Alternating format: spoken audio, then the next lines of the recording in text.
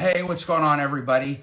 I think this is now maybe the third or fourth time I've done it, where I've shown my quote-unquote 100 card PC case. And the reason I've shown it probably annually, if not maybe a little bit more regularly, is despite it technically only being 100 cards, it is pretty dynamic. And so I'm going to kind of talk about the thought process behind the 100 card case and my goals around it. This first live, I think I'm only going to do 10 cards because I'm going to be talking, giving some background about the case. But then the future installments will be between 15 to maybe 30 cards per installment. So the idea came from my buddy David at Signed and Slabbed, and we were actually hanging out at a TriStar show, and he had this idea where he was like, what would happen if you were really just limited to 100 items in your collection? And I was like, that would be really, really hard. That's kind of a tough challenge. But then I started thinking, well, what about 100 cards, right? Because I have a very broad memorabilia, Sports Illustrated, all sorts of random stuff. But I was like, doing 100 meaningful cards, aka iconic cards, that might be a good way of getting me focused. Because I think there's just so many ways to collect, and there's no wrong way to collect, right? You might chase players, you might chase teams, you might chase only certain sports. I happen to have a pretty diverse interest and do really like sort of the history of the hobby. So for me, the iconic card concept really resonates because I am a fan of the design, the brands, and sort of like the trajectory and changes throughout the hobby. And so my 100 card PC case, it's not just about my 100 most valuable cards or 100 cards that are unilaterally loved and adored. There is a little bit of nuance, but also I do want my cards to tell the story of those brands and of the kind of technologies that we saw enter the sports card market over time. Just a bit of guidance about these videos.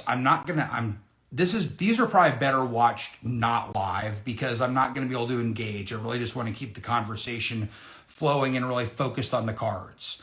What prompted this edition was that a couple really key cards came into my collection through some selling stuff, then also felt like the market timing was right. And so I have been selling a lot of items. I'm pretty candid about what I'm selling and when I'm selling, because I want to give attention to those items. I don't believe I'm pumping my items. That's why I have no problem sharing it. I think it's very suspicious and problematic that so many influencers never talk about selling. They only talk about buying. And I guess lately I've been talking about selling more than I've been talking about buying because I bought just a handful of things and I'm having to sell many things to kind of cover that expense. So that's kind of where that is. The other thing was, I recently decided I had the cards in a display case, and I decided that I just was not enjoying them in that fashion. I really wanted to put them back into a Pelican case, a Zion case, whatever you want to call it.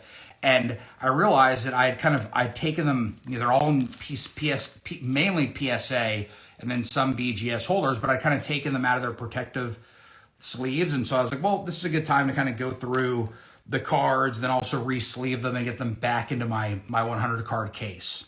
So there's that aspect to it. So there is going to be some overlap. I'm not going to say PWCC ripped off my idea of the 100 card. They did a 100 iconic card list.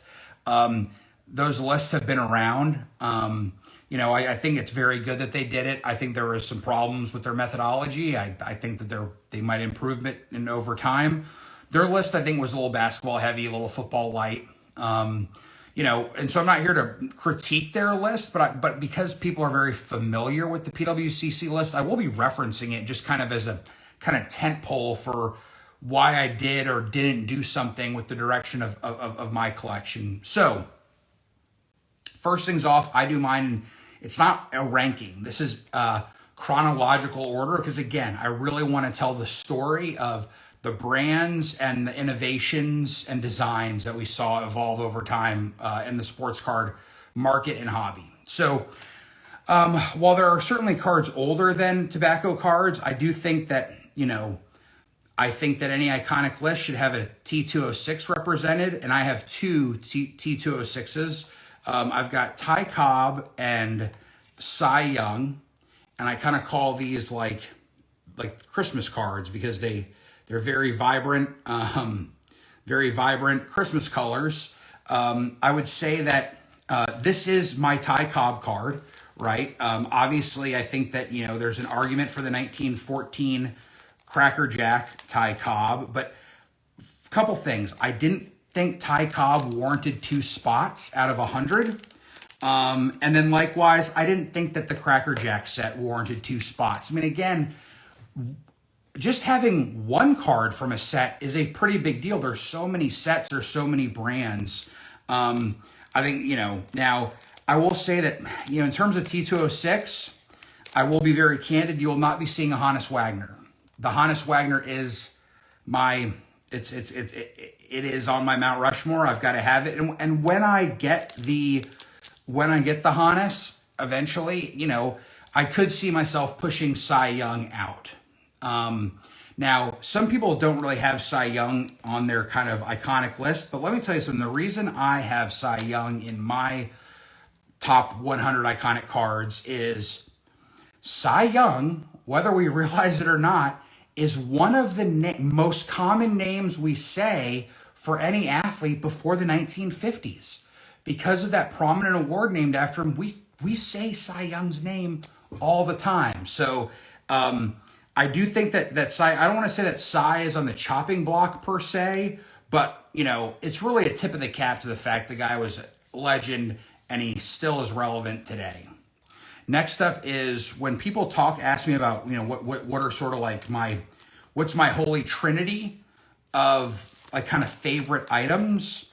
This card is on it. So obviously my Michael Jordan game used playoff jersey, my Jackie Robinson debut ticket, and then my 1914 Cracker Jack Shoeless Joe Jackson. The Shoeless Joe, in my opinion, it is just a awesomely important card. I don't think Shoeless Joe's on this list if it's not for the movie Field of Dreams or the movie 8 Men Out. Joe Jackson is just so important to baseball and really kind of sports pop culture. So, his spot is kind of a tip of the cap, quite frankly, to that aspect of it. And then also Cracker Jack. I mean, take me out to the ball game, buy me some peanuts and Cracker Jack. Again, we say Cracker Jack, we sing Cracker Jack a lot, and the 1914, by the way, 1915 Cracker Jack, it just irritates me, okay? Those came from a mail-in set. They were not in box of Cracker Jack. I don't care if the 1914 doesn't grade well. It doesn't grade well because it was sitting unprotected in a box of caramel and peanut popcorn. How is it supposed to grade well if it was sitting in a box of caramel, popcorn, and peanuts? Come on, people. I mean, but anyway, the 1914 Cracker Jack, just tough one to beat. Now, this next card, I will say I was a little surprised that it was number 4 overall in PWCC's all-time list. That sort of surprised me because this card really, it was pretty stagnant. But it is one of the few Ruths that are from his playing days. The card has great eye appeal, and this is a fairly high grade. So one thing I will say about the 100 card case that people might, where it might kind of bore them is, look, firstly, I think everybody needs some level of constraint and or restrictions around their collection, or else you can just lose focus and things can get nutty really quickly. But what I will, and look, I've got plenty of other cards. One of the things with the 100 card case is like, basically, these cards are the last to go. Meaning if a family member needs a kidney, if the world's on fire, these are the 100 cards that get saved. These are the cards that just are not for sale. They're not for trade unless there's an opportunity to trade up. And so I had a Babe Ruth 1.5, and then this 5 came up, and it came up at a really attractive price. And so I just wanted to strike while the iron was hot. And I will say that, like, in 2021, 2022, this was one of the few cards that that I can honestly say I did well with, because of the nature of just the demand for it in general. So I will probably get it recased. I do want to have consistency that everything has, like, the new Lighthouse slab, but 33 Gowdy Ruth right there, and a nice strong example. Next up, 1934 Gowdy Lou Gehrig. Now look, I know that a lot of people would say that this is more iconic, and no argument there. But for me, it's like, okay, I've got a 33 Gowdy represented, and I know this is considered Gehrig's rookie year, but the 34 to me is just so awesome because he was a spokesman. So it's just the fact that Lou Gehrig was a spokesman and he has his own card, and he has a couple of variations, and maybe I do think that the one thing is that the two yellows might clash, you might say, but I think having the I just think for me, for my 100 card list, I want to have 1934 Gowdy represented, and I think Gehrig's the guy. So now, technically, this card is not in the 100 for me. So if life or limb, this card gets sold before others. But I do, and quite frankly, we're going to realize there's more than 100 cards in here, just for a number of reasons. But they all do fit nicely in a case. But, so I do have another case where, like, there's cards that you could argue for. And I might do a whole thing on the cards that I think you could argue for or whatnot. All right. Another Gowdy, which is sort of crazy to think about. But this card to me, I think you got to have Joltin' Joe DiMaggio. Again, very relevant from a pop culture standpoint. And then obviously he has the 56 game hitting streak is one of the seemingly unbeatable records. This card has two versions. The one with the little cartoons and sketches on it is actually the more common version. But I mean, come on. If you're going to have a 38 Gowdy Lou Gehrig, you got to have the fun little sketches on it. So just a overall, to me, it checks a lot of boxes. And again, I talked about, like, upgrading the Ruth. Like, yeah, look, like I probably would like a slightly brighter. It's a pretty tan. Like, you can't even see, there is a little faint yellow border. You can't see the yellow border. So I think that would be like, but again, I'm not in a huge rush. If an opportunity presents itself to upgrade it, and I've got these sleeved now, so I'm sleeving them as I'm going. Next up, one of Joltin' Joe's kind of well-known rivals and sort of nemesis in the space, Boston Red Sox, the splendid splinter Ted Williams, 1939 play ball. Now, look, I know that this card is not aesthetically pleasing as others, but we'll come back to Ted because Ted is a tough, because Ted didn't, Ted did military service. He had an inconsistent relationship with card manufacturers. So, the Splendid Splinters card history is fairly unique, but I do feel like Ted Williams belongs in the case. And I do think for me and what I'm trying to do in terms of have diversity as well, this for me is the right Ted Williams. Now we skip a few years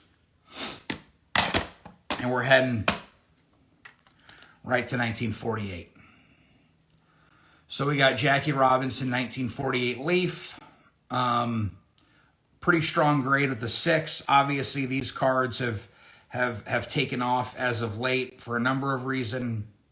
So there's, now look, for me, 1948 Leaf, it's a no-brainer. I was kind of surprised that the PWCC list had 3 1948 Leafs. This is one of the other ones that's on their list, the Ted Williams. And I do think the Ted Williams is a much better looking card than the Jackie, okay? Ted Williams is not in my 100 card case because I don't think Ted deserves 2 spots. And I don't think to have, multiple spots for, and again, I'm talking like, 33 and 34 Gaudy are different things. Okay. To have the same year, same set. I mean, it's gotta be a banger of a set in historical terms. 48 Leaf to me is close, but it's just not there. But this is a better looking. I stayed away from the Jackie for a handful of years, so I just didn't like the picture. And Jackie, his 52 tops, his 53 tops, maybe I'm previewing something, are just so stunning. And I don't think the 48 Leaf Jackie Robinson is a stunning card, whereas I do think the Ted Williams is a stunning card. So, obviously different strokes for different folks. And look, I could go a lot of different ways. I could be convinced that the 48 Leaf Satchel Paige has got to be in here, right? So just really tough to kind of play devil's advocate. It's kind of easy to play devil's advocate. There's no wrong answer when you're building your 100 iconic cards. And look, I know that I'm very fortunate to have this assemblage of cardboard in my hands. And we're getting close to what we're going to wrap up with. Moving on to 1951, Mantle in a 5. This was one that I had in a 1.5 and found an opportunity to upgrade. So, the 51 Bowman Mantle, I hope I didn't say tops, 51 Bowman Mantle, if I said tops, it's a big error.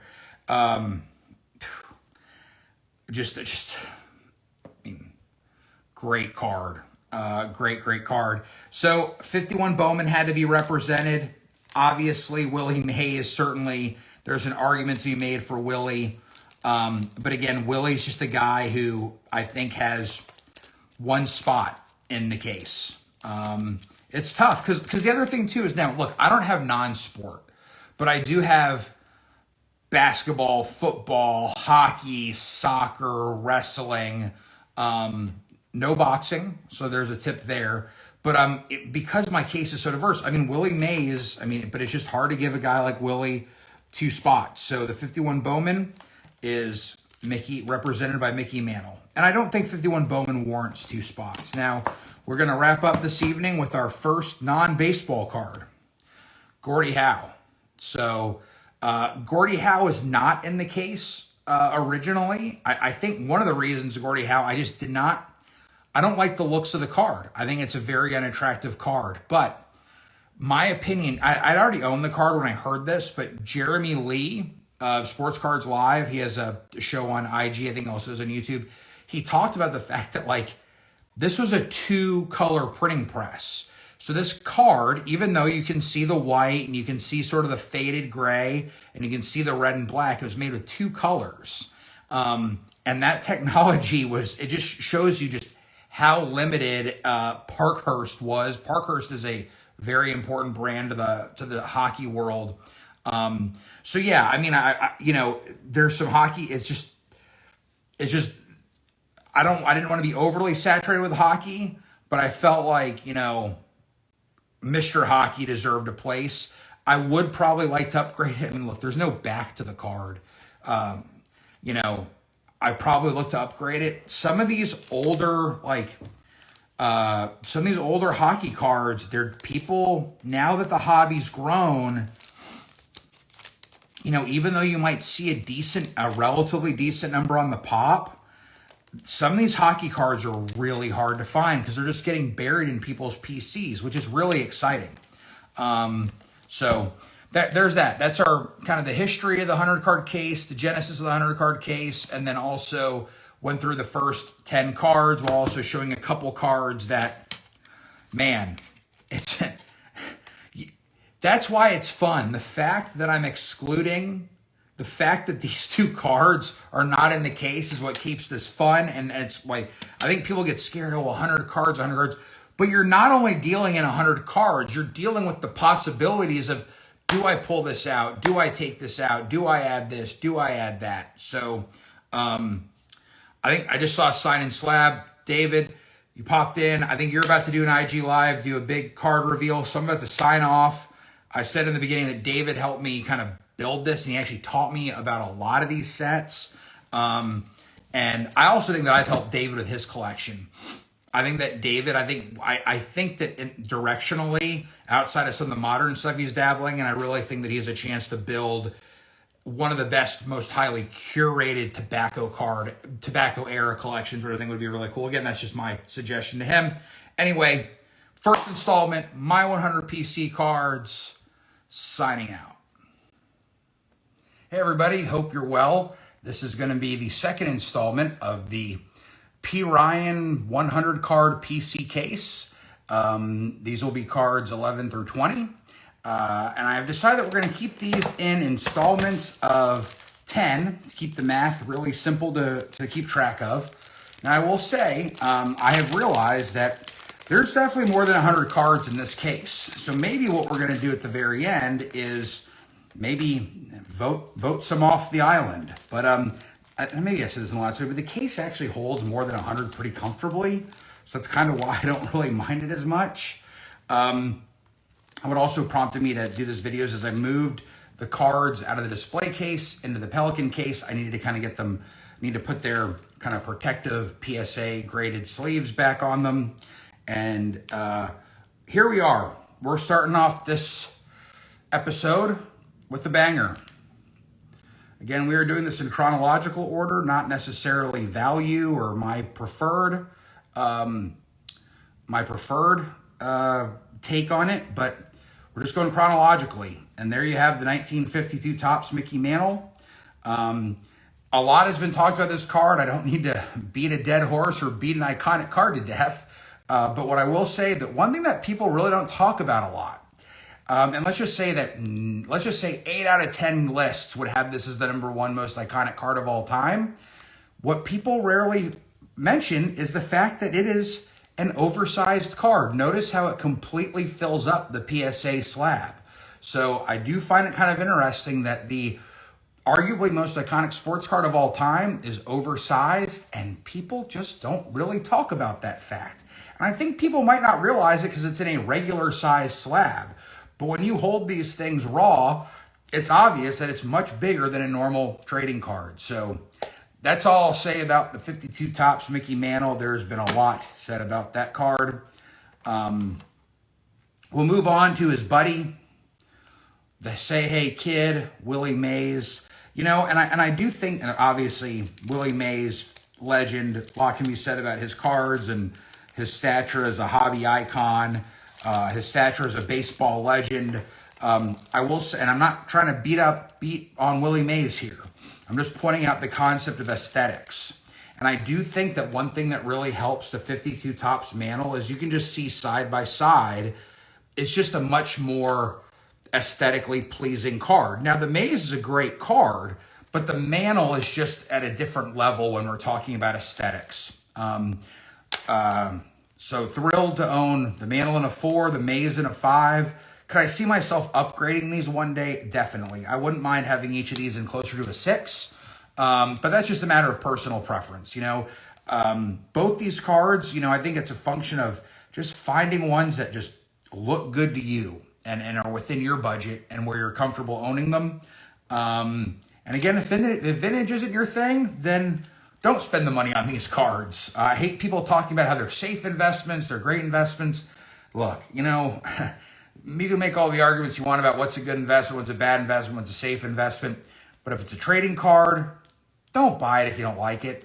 You know, don't buy it just because you think it's a safe investment. So now we're going to move on to another very eye-appealing card. And this is a card that I have included. It's obviously, I do love the card. I think it's iconic for a number of reasons. But this is more a tip of the cap to the 1953 Topps set. Okay, I think the 53 Mantle could go in here. The 52-3 Maze could go in here. I like the Jackie. The Jackie's my favorite card out of the set. It's card #1. And it's got the Brooklyn Bridge behind it. And I think in terms of eye appeal and just, has a lot going for it. So this could be one where, talking about curating a case for yourself, hypothetically, you know, and I'm going to talk about a couple other cards in this kind of context.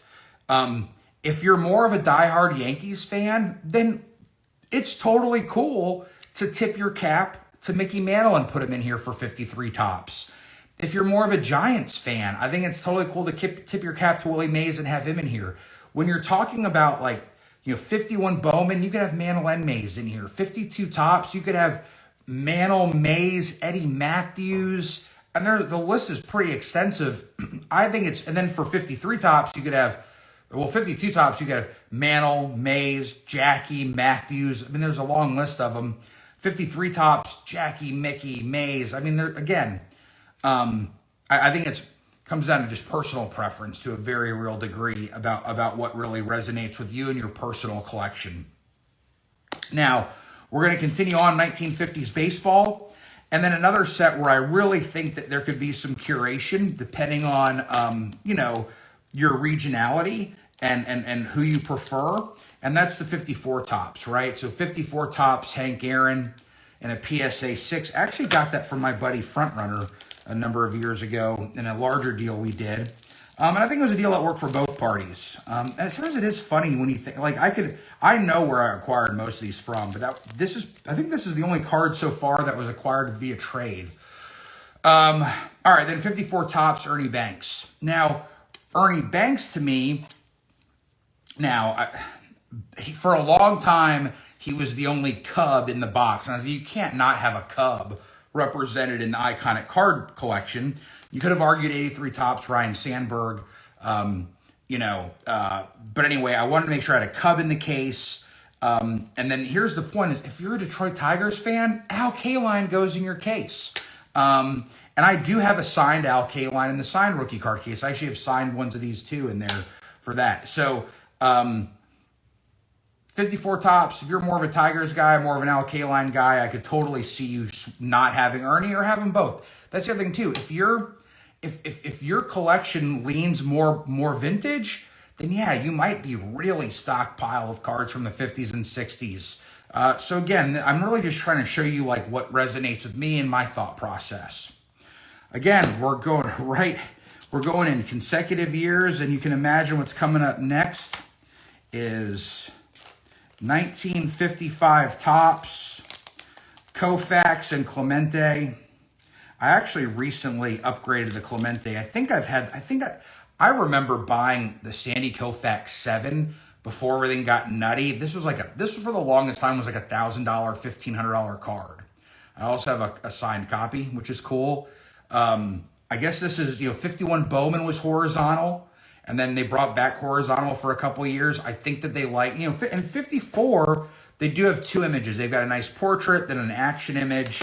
I do like here how we get, an artistic drawing, and then we get a nice portrait. I think aesthetically, Topps just had a bunch of bangers in the 1950s.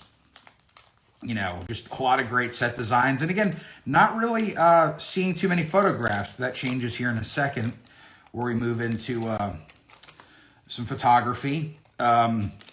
So 55 tops, Roberto Clemente, and an old PSA holder. I've said this, I will eventually want to get everything holdered the same, but for now, I'm liking this. I think my Koufax has always been a 7, or maybe it was a 6. Maybe I was buying Koufax 6s for $1,000, and then the market got nutty. The 7 went really nutty, and then it came back down. I recently upgraded this. I had a 5.5 upgraded to a 7. And then look, like for a year like 1955, to be honest, I think that when you start getting into the really high grades for the really vintage stuff, and again, that's just my opinion, you're getting into more oddities and rarities. I mean, the odds of these cards actually being manufactured at the level of an 8, 9, or 10 is just so rare.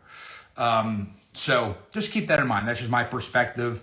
I really don't want anything in the 1950s higher than a 7. Now, 1957, we move away from sort of the art design, and we move into a bit of an action photo, and we are moving into basketball. So Gordie Howe is our first non-baseball player. Well, we got Bill Russell as our first basketball player. This is a very solid 5 in my opinion. This card, I think a lot of people, obviously people care about centering and corners, but for me and the 57 Topps Bill Russell, I'm really focused on clarity of picture because it is a picture, it's not a drawing. So I really do, this is not the crispiest of crisp registrations, but this is a pretty clean, clear image. That can be an issue with this card. So, you know, centering's off, corners are off, but you know, this is good registration, good strong colors. So, you know, that definitely, you know, makes it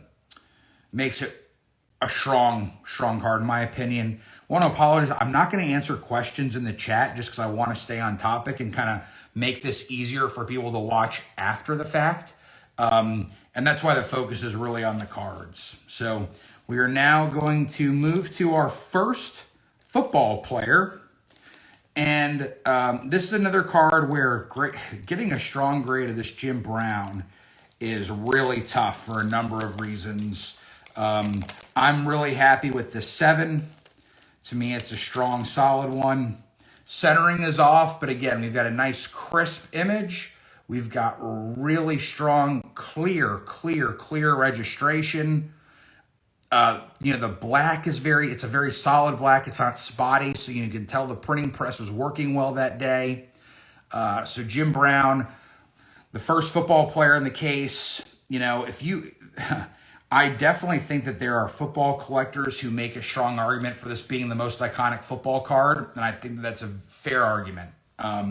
You know, I do think there's probably maybe 20 cards that people can make real good arguments for being the #1 card. And so I totally respect anybody's opinion. And certainly if someone's saying this is the most important football card, most iconic football card, not going to argue with them. Now, where I am probably going to ruffle a few feathers is, you know, we have our first soccer player. And I know that, you know, soccer still has grown and there's room for it to grow. But right here we've got Pele, and it's not I'm going to mispronounce it, the Athletic bat. This is the Aquarella, the Atora Aquarella. Look, I'm not trying to dump on the Athletic bat, but that's a very small card.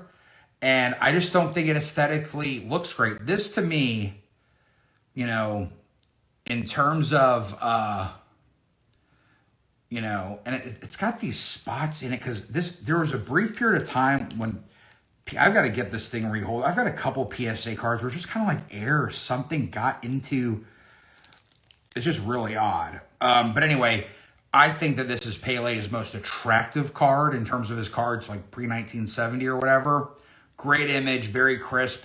And I will say the market is starting to respond. We are starting to see people gain interest. I think people are just like, well, you know, a PSA 3 of the Athletic bat is probably what, like a $30,000 card now.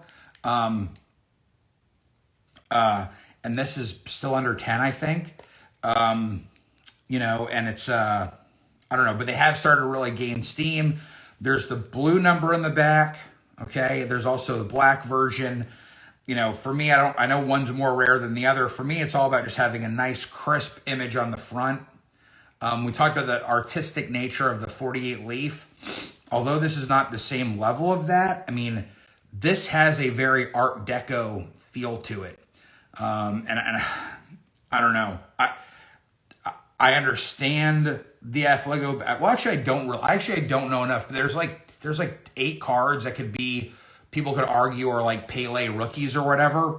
I don't know. I think that there's, you know, some were made in Brazil, some were made in Germany. Where was that World Cup? Was it in Germany? Was it in Berlin? I can't remember. But the bottom line is, you know, it's kind of like how for a period of time, the 1915 Cracker Jack set was more popular than the 1914 Cracker Jack set because it graded better.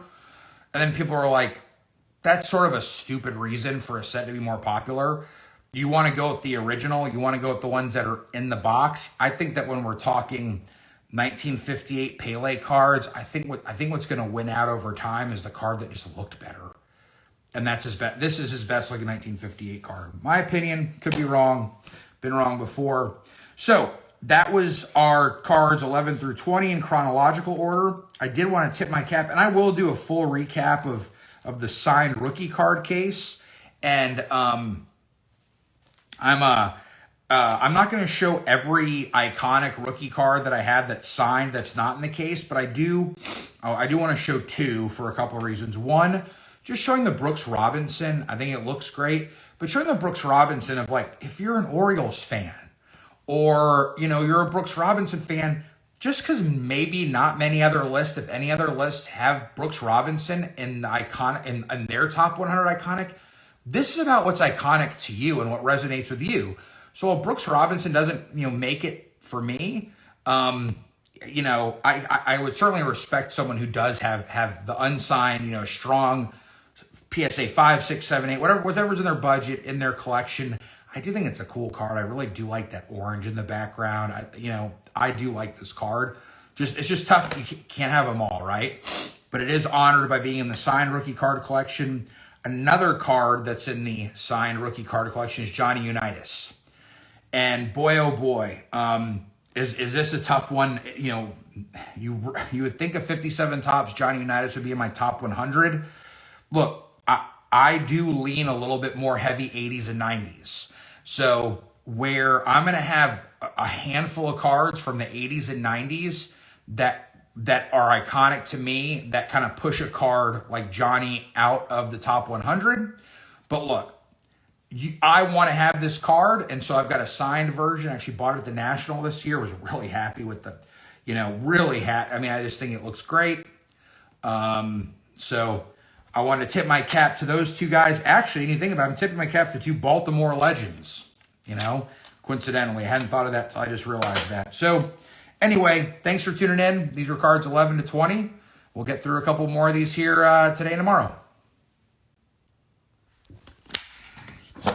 Alrighty, we are coming in for the third installment of the 100 card. And did I pull too many cards out of the case?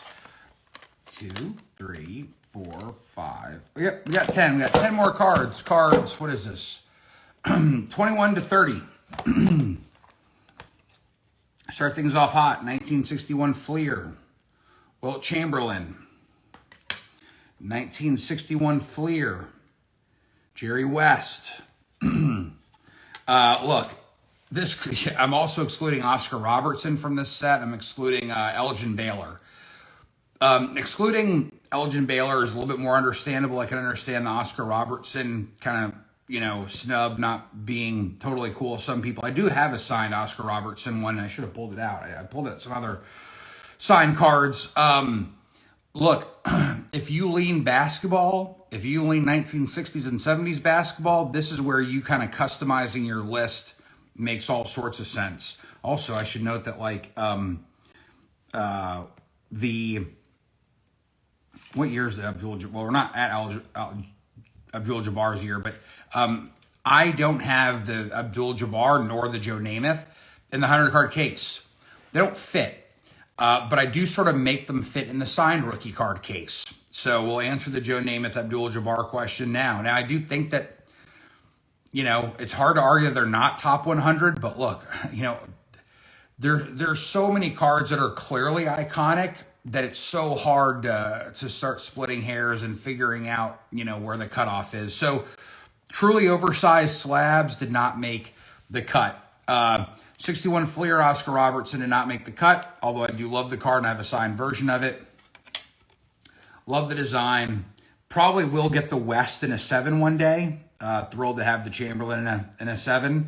And now, I have referenced that PWCC did an iconic 100 cards list.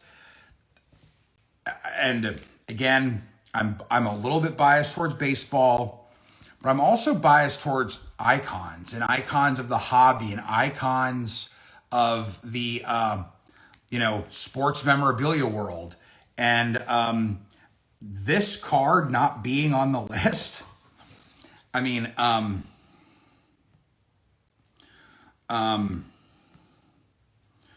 Pete Rose, I mean, how is the Pete Rose rookie not on? I mean, to me, the exclusion of this card, I mean, yeah, I might lose it.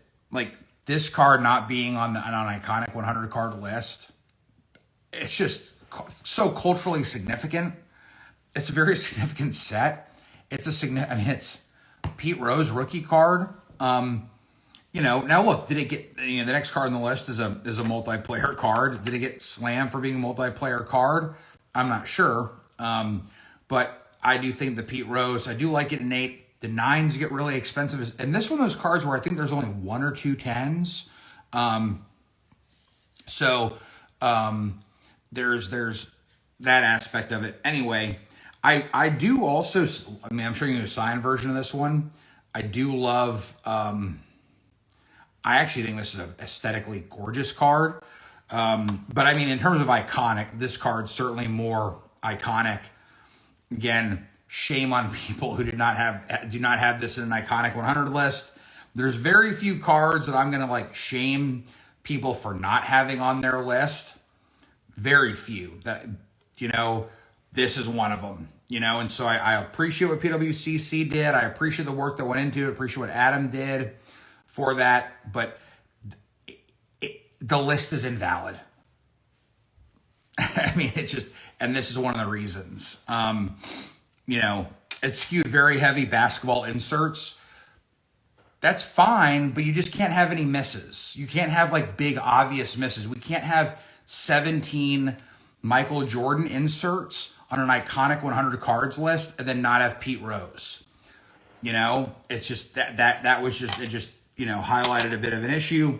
I'll get off my high horse with that. And then look, we actually do, we skipped from 1963 to 1968. And if I'm trying to think about, like just a down period in the hobby relative to like, rookies emerging and stuff. There certainly were good rookies in all the sports. Also, like I said, the Namath isn't in mine. The Jabbar's not in mine.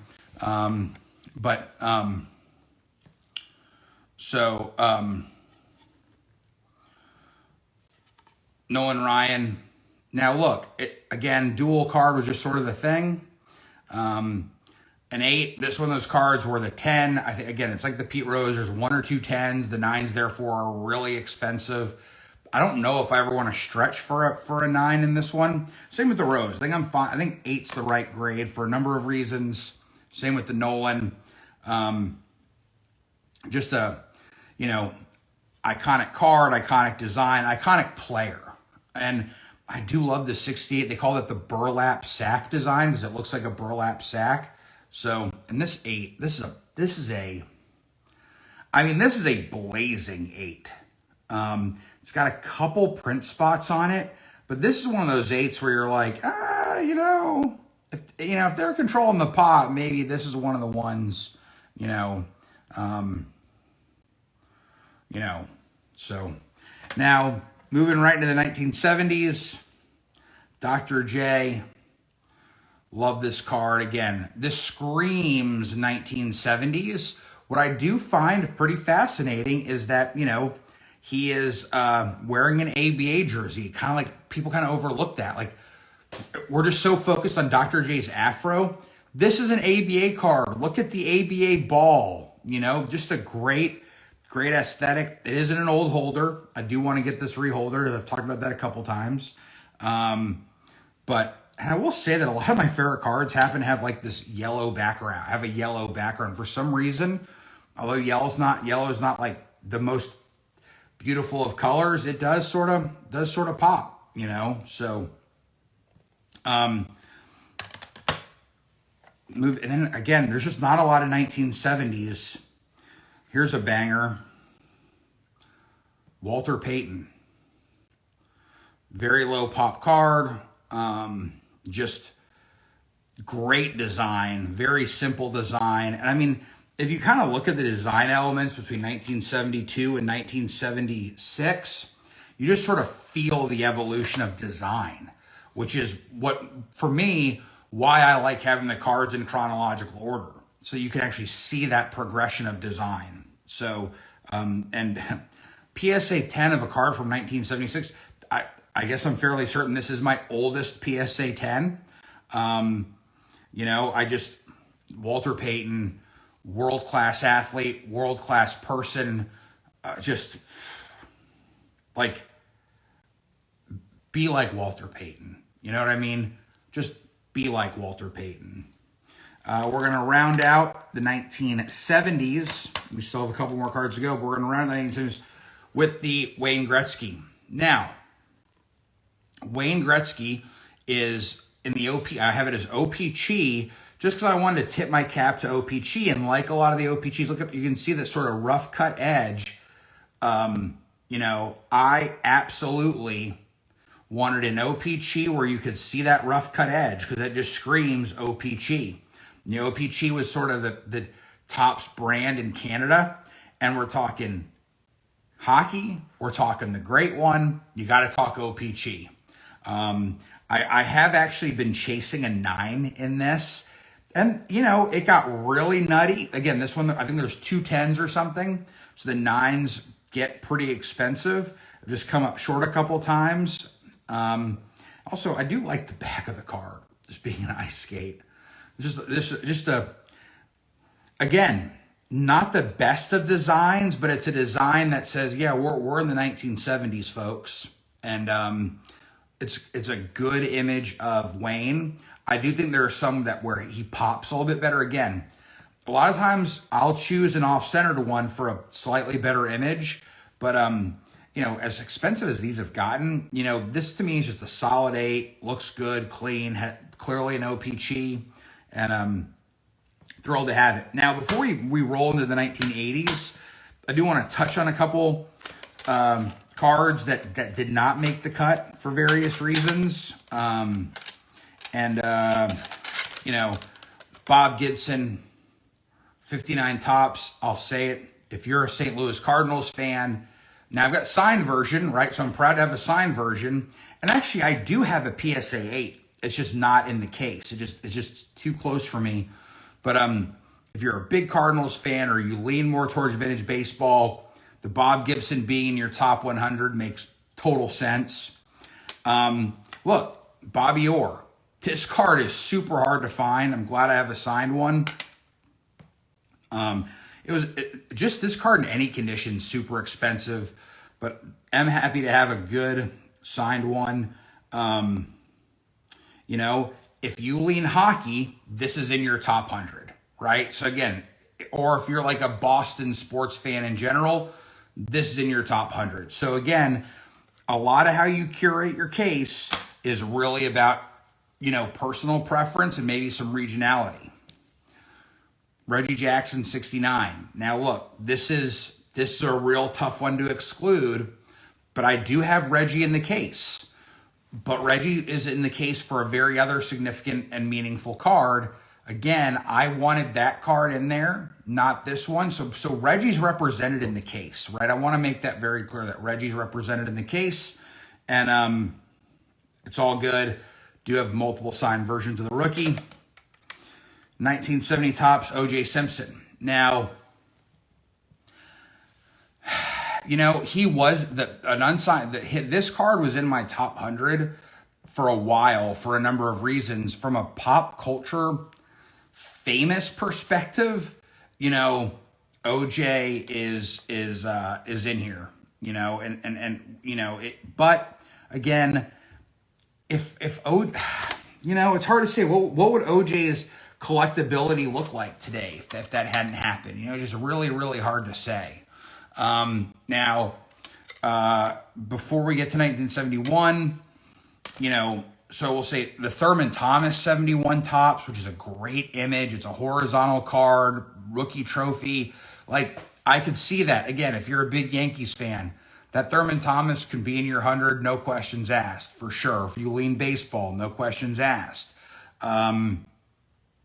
Also, I don't have non-sports in the case. There's a couple non-sports. I think there's one, maybe 2 non-sports figures in the case. But, anything in here is a sports card. So that means no Star Wars, no Disney stuff. It excluded a couple. So I wanted to make that clear. I think that's the other thing that I think PWCC, I think they, by having Pokemon and Magic and Star Wars and stuff, I think it just made it that much harder. Thought it made it that much harder. But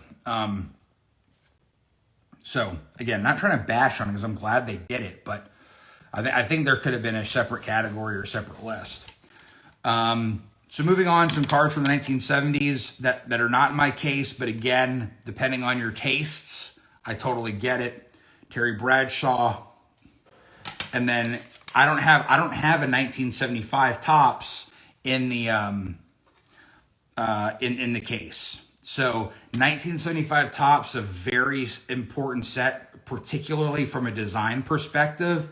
But George Brett and Robin Yount just aren't quite there for me. I do love the fact that I've got a signed Robin Yount mini. I think the mini's awesome. So this is like a mini not being in there is kind of tough for me. I think that there's a strong argument there. But I just wanted to be very transparent about, I respect these cards.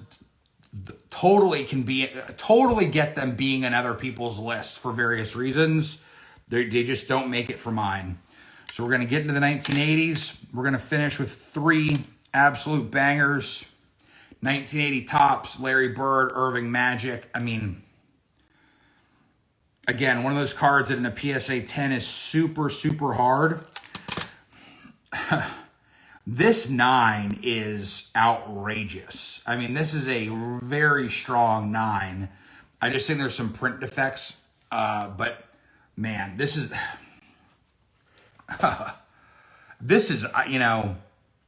and I'm guessing where the perforations are matter. Because I guess the perforations are a little off-centered on mine. But I mean, this is a blazing 9. I don't know. This is a card I don't know if I'll ever stretch for a 10, just because the 10 is very nutty and it becomes very subjective. So this, you can just see how strong of a 9 this is. None of the other cards are showing. Well, this is such a blazing card that it's like coming through the video really cleanly. I mean, it's just fate. Blows my mind. And I'm not trying to pump this up, but the amount of $50,000 Joe Burrow and Pat Mahomes cards that are in existence, it's just wild to me. Wild to me. People don't get it. Like it's just, but look, I mean, so, it's, having the PSA 10 of Walter and having the PSA 10 of Joe. I've been forgetting that I'm here to put these things in their sleeves. So I need to be doing that. So yeah, I mean, I think look, you're going to see as we do our last card for this particular session, it's going to be very clear that like I lean very heavy 80s, 90s, because that's more my era. That Joe Montana card, even though like it's pretty well produced and stuff, it was still pretty low produced relative to other cards in, of the 80s. And so like that Joe Montana rookie, like when you were a kid and you'd see one at a card show in any sort of condition, obviously this was before grading was a thing, it was a huge deal. Like the cachet of having the Joe Montana rookie was just a really, really big deal. And so I'm just shocked that card just doesn't have the lore of just what we're seeing with, other modern cards. So we are going to finish up this segment with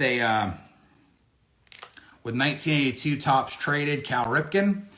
I think this is the second year of the Topps Traded sort of concept. The Topps Traded concept was great. It was a way to feature players who were traded and then feature players who were rookies and then kind of emerged during the season and they were excluded from the original set. Now, what's interesting about Ripken, he has a card in the base set, but it's him and 2 other rookies on it. So Topps kind of did a tip of the cap and gave him his own card in the traded set. And I don't know, I'm trying to think like if that was sort of the norm in traded. I don't think it was. Basically, Cal Ripken, and this should be, I could be mistaken, he might be the only prominent Topps traded rookie who also has a base rookie. I think the card design is great. You know, I love that old Orioles hat. Clearly a spring training photo, and checks a lot of boxes for me. So, and I do think I think it's more iconic than the base card, because the base card has two other guys on it, and because it has the two other players on it, you can't see the design elements as well. So I think just the design elements just really show super well. So that was sort of the next installment. So we're now through 30 cards. Alrighty, folks. Thanks for tuning in to another segment of the 100 card iconic PC case. Scramble the letters, scramble the words, however you like. These are basically 100 of my favorite cards that I deem to be iconic for one reason or another. Iconic is a personal term, so you might not agree with me on all these, and you shouldn't. Collecting should be personal. You shouldn't just follow the trends and the heat that other people are producing. Have a little originality. Now, we're now getting into the thick of the 80s, and this is where things for me get really interesting. I think the next 10 are a little bit more interesting than this 10. There's still a little bit of chalk, stuff that you'd expect to see here. But the 80s and 90s is really my sweet spot. I mean, I could do a 100 card case just commemorating the 80s. I could do a 100 card case just commemorating the 90s. So let's get into it. So we're moving into card, what is this, card 31? We're going to get to 31 to 40. And we are going to go with Lawrence Taylor. One of the few, I think it's the only card you'll see with that Mike Baker extra authentication. I think that's completely stupid. You know, look, for me, I just think that Lawrence Taylor was so dominant. If you're not a football guy, if you're not an 80s guy, I can totally see how this might not be in your list. But for me, just due to the fact of just how big football is, I really want to have a tip of the cap to the New York Giants, to Lawrence Taylor, and just kind of what the league is and what the league was, maybe more importantly. And again, a hard card to get in a PSA 10 pop. You know, a card that I did skip, and it's a real hard one, is the Rickey Henderson rookie, right? The Rickey Henderson shows up on a lot of people's lists for being iconic, and man, the Rickey Henderson rookie is really hard for me to not have on this list. But again, there's just so many, it's just really hard, to pick only, and again, I have more than 100, but it's just such a hard thing. So many beautiful cards. Now, this card, basically 1983 Topps, really felt like I wanted to have it represented. And you have Gwen, Sandberg, and Boggs. You can make an argument for any one of them. I went with Tony just because I think the afro and the hat is particularly sweet. And I do think his career stands out slightly above Rhinos and Boggs. But like I said, if you're more of a Chicago sports fan or Boston sports fan, then, or if you're just a diehard baseball fan, all three of the guys might be in your top 100. Now, Darryl Strawberry's my guy, and you might say, you don't have the 83 Topps traded Strawberry? A strong argument can be made for that bad boy. But I went a slightly, Darryl's in my case for PC reasons, because he's my guy. I also think, though, that like Darryl has a couple cards that I think many baseball collectors would certainly say is iconic. I wanted a tip of the cap to the Tiffany brand, okay? So the 84 Topps Tiffany. So Tiffany was basically a sealed set that was made with kind of a higher gloss, sturdier material. They weren't numbered. Imagine if Topps Tiffany had been serial numbered, how wild that would have been and what that would do to the market. But again, more scarce than the regular Topps, better materials, came in special packaging, And I just wanted to tip my cap to Tiffany. And again, man, we could talk about, there's so many Topps Tiffany cards. I could have the Topps Tiffany spot, but Daryl's my guy, so I wanted to acknowledge him by having his Topps Tiffany rookie be what's in the case. Just a reminder, folks, I'm not going to be answering questions in the chat. I'm trying to keep the content very streamlined and kind of very on target.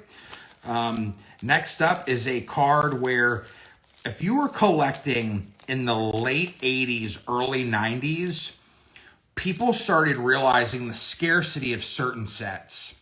And that scarcity drove a ton of interest. And one of those sets was 1984 Fleer Update. So again, this was a non-pack product. It was a little sealed set, much like Topps Traded was. They didn't make Topps Traded packs until I think 1990. And then Fleer Update came in this little box. This was the first year of Fleer Update. Dealers kind of stayed away from it. And there are 3 very, very significant rookies in this set. Roger Clemens, Kirby Puckett, and Dwight Gooden. Now, Dwight Gooden not being in the top 100, Kirby Puckett not being in the top 100. I mean, oh my goodness. It's so hard. Like I said, I can do 100 cards from the 1980s. But so for 84, I feel like you got to have 84 Fleer Update represented again. A lot of my top 100, I'm trying to tip my cap to certain sets, trying to tip my cap to certain technologies. So it had a little bit more criteria to it. So 1984, look at, and I love it. He's in Fenway. Look how young Roger looks there. Just an all-around great card.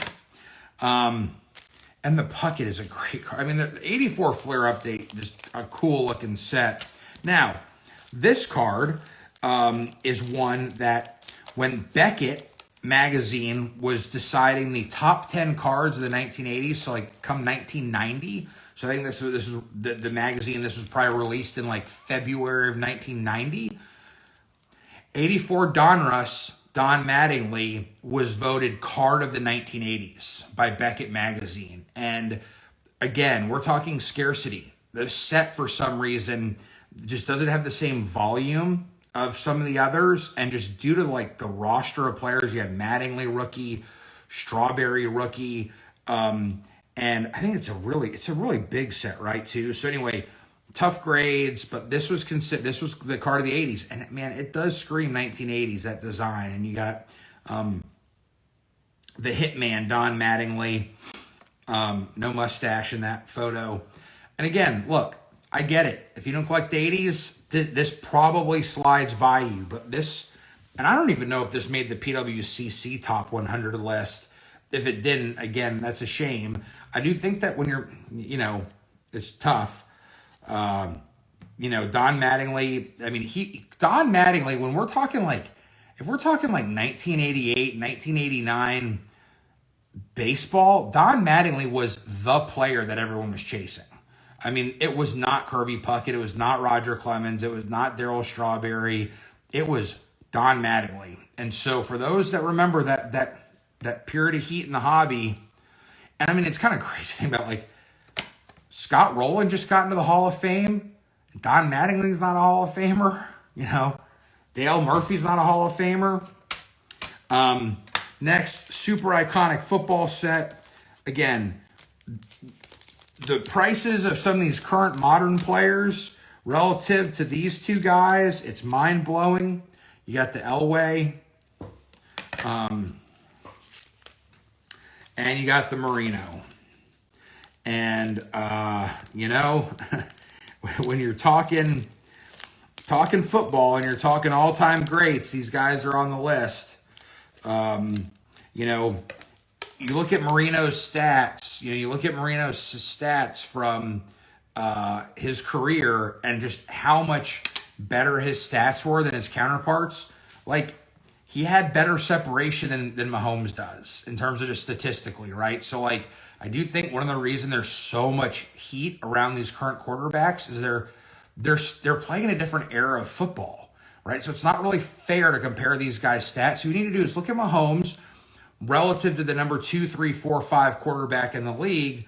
You need to look at Marino versus the number 2, 3, 4, 5 quarterback in the league. Quite frankly, Dan Marino had much better separation. So Dan, kind of the gaudy numbers. John ended up winning our hearts by winning some championships.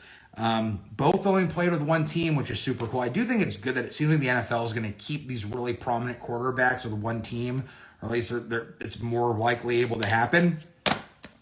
So, all right, we're down to 3 for this round, and we have our first Beckett graded card, and we have the BGS 8.5 star Michael Jordan. I need to get a star case. Now, a couple things.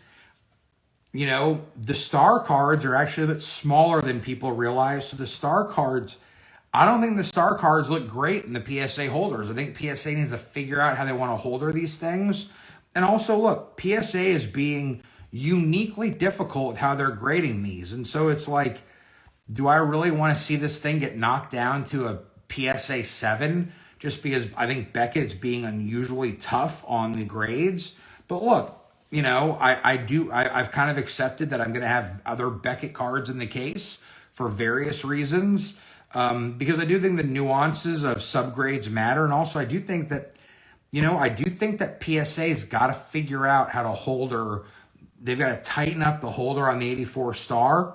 But anyway, I love this card. Star's underrated for a number of reasons. Just the way the borders match the team colors.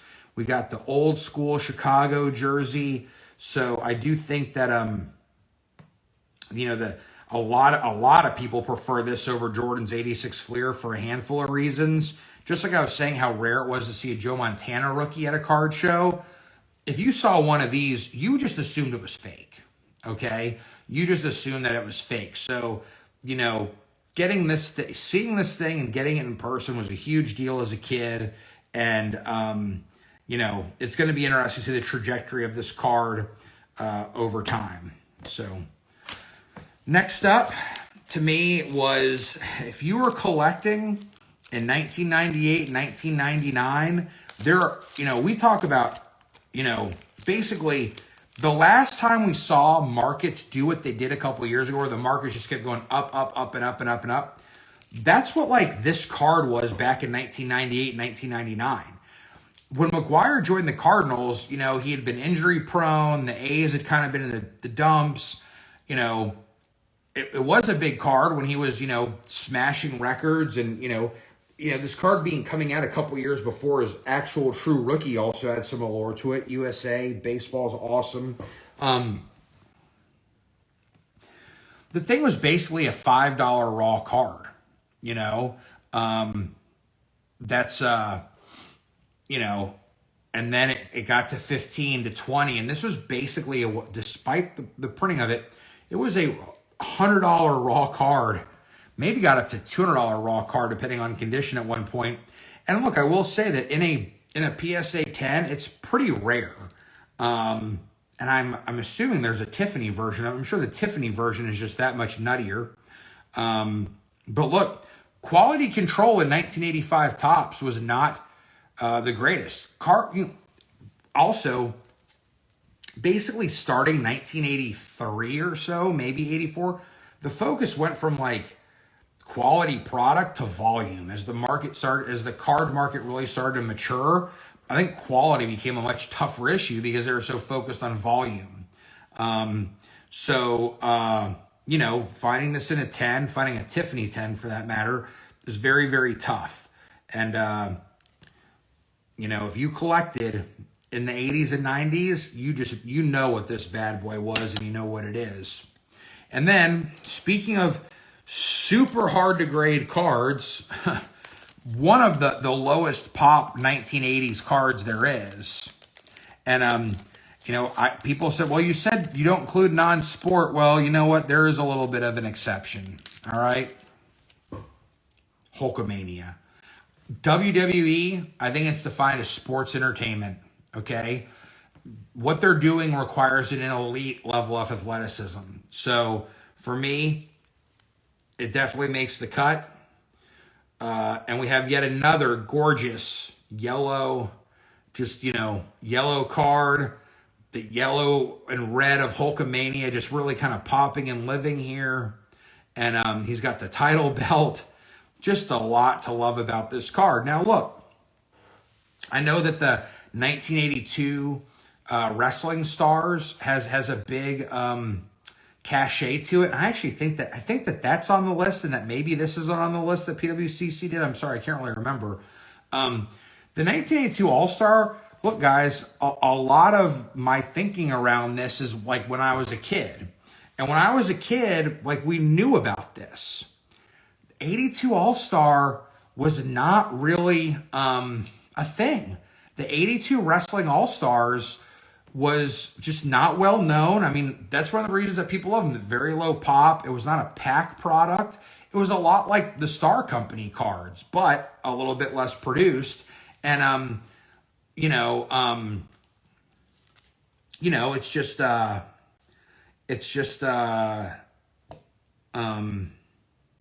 it's just crazy to me that people think that the 82 Wrestling All-Stars is more iconic. One of the other things to think about is I talk about, like,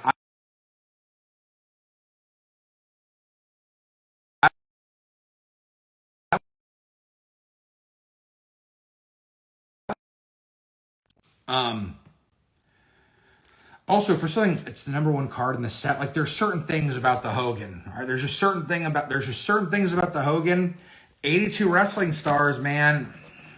I get it. I have a bunch of signed ones. I like the set, but the 82 Wrestling All-Stars did not really become a thing until a couple of years ago, you know? So for me, the 85 Topps Wrestling, it's always been a thing. It's always been a key set. And so for that reason, that's the Hulk Hogan that's in the case. So appreciate you guys tuning in to this installment of my top 100 PC iconic cards.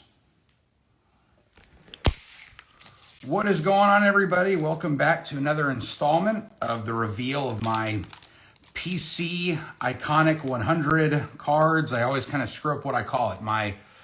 The PRYAN top 100 iconic PC card case. PC is in there, iconic is in there, card case is in there. So anyway, it's 100 cards that I think are uniquely important to myself personally and or the hobby. Now, I have discussed a lot about how the fact that, like, I might be missing some key cards from the, 50s, 60s, 70s, and it's because I do have a pretty heavy focus on the 80s. The other thing I wanted to kind of talk about was, look, it's not just about the card itself. It's about recognizing certain players. I want to include, like, the player collecting aspect to it. So if it's guys I really like, maybe they get a nod. I want to highlight particular brands. I want to highlight particular technologies. So it's really not just about, this card in and of itself, like in a bubble. So there's that angle. It's not just about value, but I did want to address one card in particular that has been left off. And, I talk a lot about how the case is not about value, but there's one card where it would just have an odd place, and that's the 1980 Topps Rickey Henderson. So I do think that the Rickey Henderson card, in terms of baseball cards, is very iconic. I think it has an incredible place within the hobby.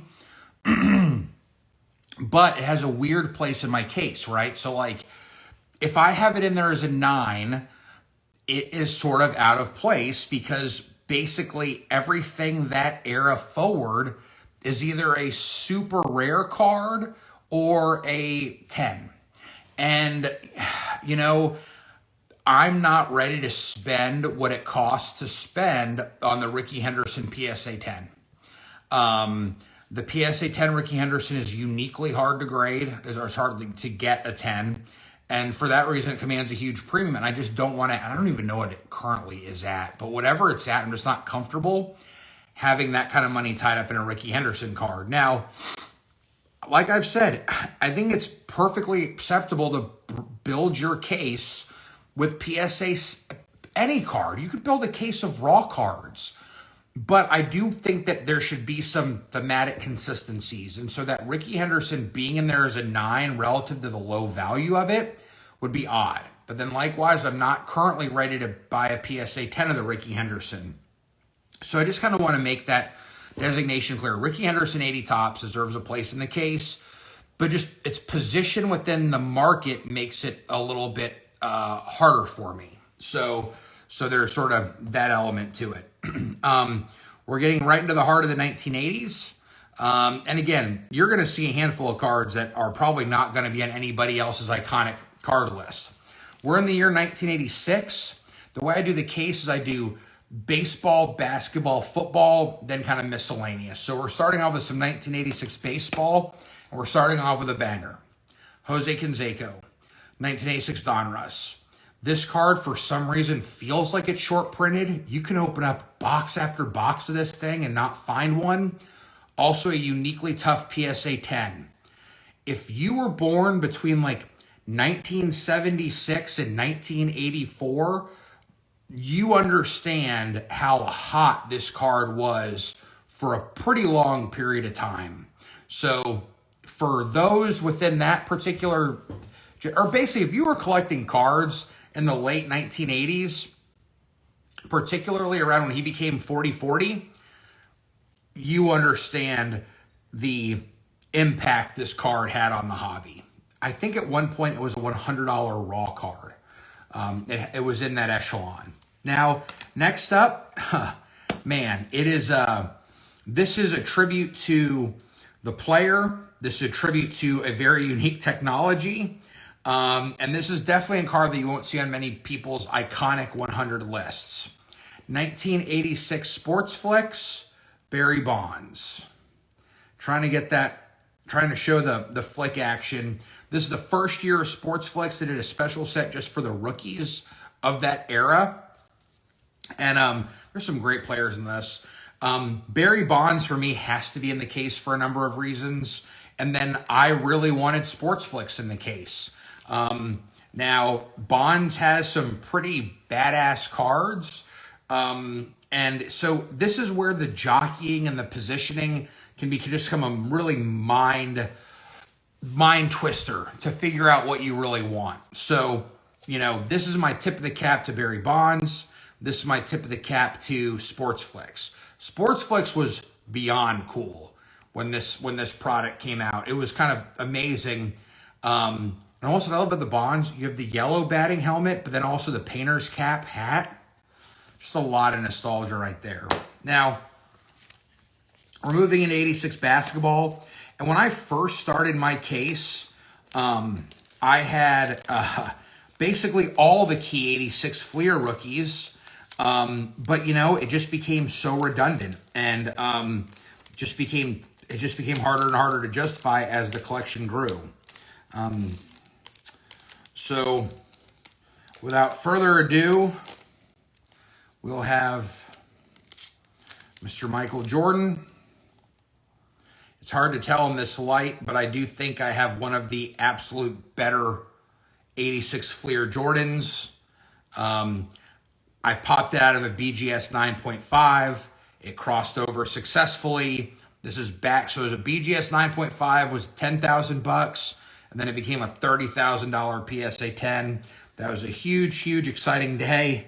And this is definitely, I call this a casket card, deathbed card, kidney card. This card's not coming out of my collection. It's one of the last things coming out. I'll be in need of a kidney before I sell this thing. Likewise, continuing on the 1986 Fleer train, and one of the reasons I talked about this before is I'm trying to get these things sleeved up so I can feel comfortable about them being back in my little case. So I'm sleeving up Mr. Akeem Olajuwon. So Mr. Akeem Olajuwon, and a great looking Hakeem Olajuwon. Look, the next 86 Fleer that's in here is Barkley. And I just think that Hakeem and Barkley, I want them in the case. They're just, to me, two of my all-time favorites.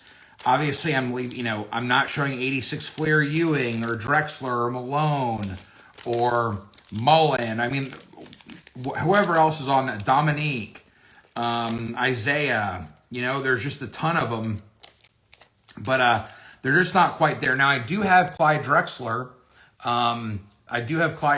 Somewhere else in the case. So, anyway, these are my 3 favorite 86 Fleers. They're all bangers. It's just thrilled to have them. Moving on to 1986 football. I think this is probably easy to surmise what this is. This card is, this was a card that I chased this card in a PSA 10 for a long time, and I just kept missing it. This card jumped from like 10 to 15 to 20, and I just kept missing it. I can't remember what price it was at when I pulled the trigger. I don't really care. Keep in mind I'd had a lot of equity in my card collection because of the just rise of everything else, and so maybe I've overpaid for my Jerry relative to what it's at today, but I had a lot of equity built up in other cards, and I wanted this thing in a 10 to go with my Joe Montana 10, go with my Walter Payton 10, and another super hard to grade card from the 1980s. So, we talk about mass production. One reason that people do like PSA 10s of this stuff from the mid 80s is it creates an easy delineation of value. So there's tens of thousands of these things, but I think the pop report on the 10 is under 30. I know it's under 30. It might be under 20. So just a super rare card. Next up is another card that I think isn't going to be on a lot of people's lists, but really wanted to have him in the top 100. Maybe one of the things I don't have a lot of is I have very few 1990s inserts. I basically pick one card to kind of represent all the 1990s inserts. So if maybe I wanted to get a little cutesy and expand the number of 1990s inserts, then maybe we would see me take out this Dennis Rodman and put in a different Dennis Rodman. But Dennis Rodman, much like Jose Canseco, was like the center of the sports world for a period of time. When he wrote the book, when he wrote his book and showed up in Times Square wearing a wedding dress, when he was dating Madonna, Dennis Rodman was one of the most significant athletes on the planet. And I really like him, and so I wanted to make sure Dennis was represented in my case. And that's sort of, just one of the reasons that that's there. Now, I'm not saying no one would have that Dennis Rodman card, but also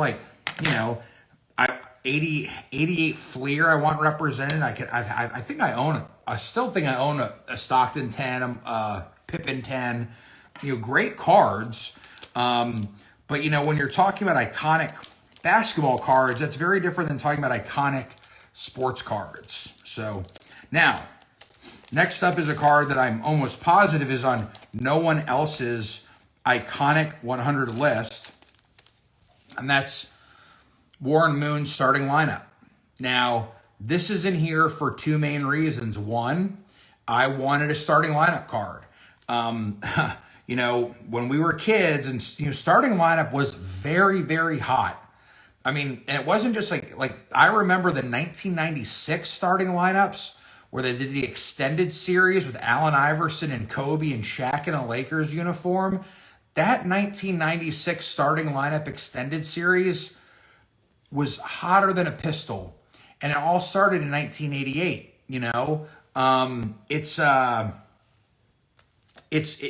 I just felt that, and starting lineups had cards in them.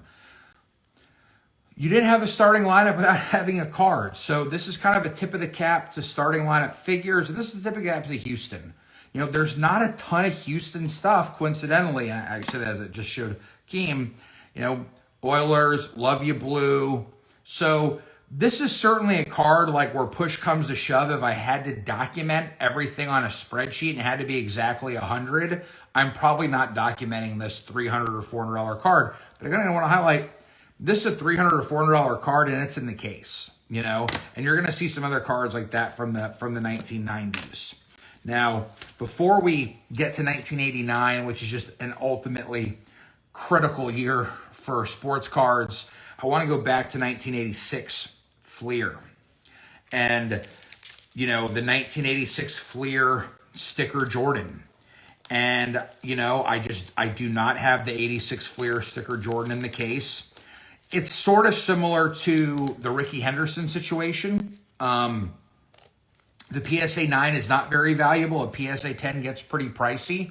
But much like the Ricky Henderson, I do have a signed version of the Michael Jordan 86 Fleer. So while this is not in the 100 card case, it's in the signed rookie card case. And in the signed rookie card case, this has a lot of meaning for two reasons. One, this was the first sort of big card I bought when I kind of got back into the hobby, 2013. I probably bought this in 2014 or 15. So this was the first $1,000 plus card I ever bought. And this was in 2014 or so. And also the other reason it's significant is the blue flip. So I think there's only 2 blue flips in the signed rookie card case.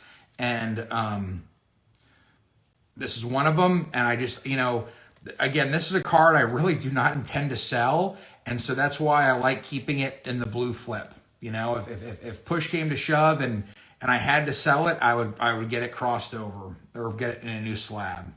The auto grade, there's a little bit of streak. You know, this would probably grade out a 7 grade with a 9 auto. But just for aesthetics, I just really like the way it looks in the blue flip for what it is. So, final 2 cards for this segment. And boy, one of these cards, it took a little bit of time for us to really appreciate in the hobby. And one of these cards completely changed the immediate history of the hobby. And it's just so funny to think about, you know, when we talk about iconic and what we think about when we were kids, you know, the card that got baseball cards banned from school, so many of us would bring our binders to school and we trade at recess and we trade at lunch. Well, there's one particular card that put an absolute end to that, and that was Mr. Bill Ripken. And we have the original version. This got sports cards kicked out of classrooms, got cards banned from a lot of places. I just like the good old-fashioned fuckface error. You know, there's the white squiggle, the white box. I can't remember which is the most rare of them. So maybe if I ever got kind of like a wild idea, I'd love to have all of them. I think that'd be really cool. But for the sake of the case, this has got to be in there. If you were actively collecting cards in 1989, pandemonium, okay? And then to find out that Fleer had tried to correct the error, and the way they corrected the error was leaving it in the hands of the printing companies, and they'd used 4 different printing companies, and they all covered it up in a different way, and it was very regionalized.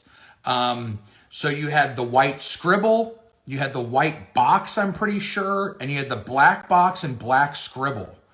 And like finding out, you're like, oh yeah, so now the packs all have the black box in them. Be like, no, out in Pacific Northwest, it's a white scribble. And like the hysteria. Keep in mind, Beckett Magazine had been out for a couple of years, but like when people realized there were like 4 versions of this thing inside Beckett Magazine, it was just, you know, it was truly pandemonium. There was more hype around that card than this card. And this has become a hobby icon, a hobby legend. This is, you know, arguably, if you had this on your Mount Rushmore sports cards, I think it's very, very fair. I think it's certainly a Mount Rushmore baseball cards. I think if you're talking Mount Rushmore baseball cards, I think you have, I actually think Mount Rushmore baseball cards, I think is very easy. You got the Hannes, you got the Mickey, you got this. And 4th, maybe the Ruth Gowdy. It's hard, maybe the 48 Leaf Jackie, hard to say. But anyway, this is a top 10 all-time iconic card. My dinner is ready. I hear the oven beeping. So with that,